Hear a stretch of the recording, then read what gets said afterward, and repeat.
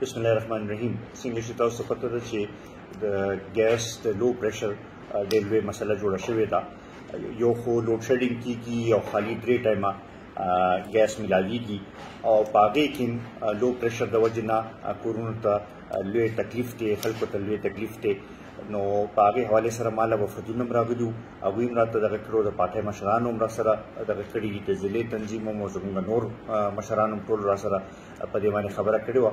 په دغې حوالې سره موږ یو وفد جوړ کړی وو، هغه لاړو او جائے کریم خان سره ملو شو د چارسدہ انچارج سره.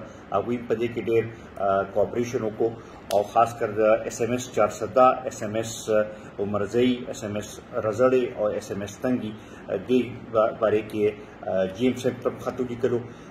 جی ایم صاحب سره نن پوره تفصیلي خبرې وکړې رحمت الله خان سره، اینڈ هی واز کاینډ انف چې هغوی په دې باندې پوره ایکشن واخیستلو او ما ته وویل چې زه اوس پکې دغه کوم او په دې کې به تاسو ته فرق محسوس کېږي. نو انشاءالله ډېر ژر به ورځ نیمه کې دننه به تاسو فرق محسوس کوئ او د ګیس دا پریشر چې دی دا به بهتر شي. مهرباني.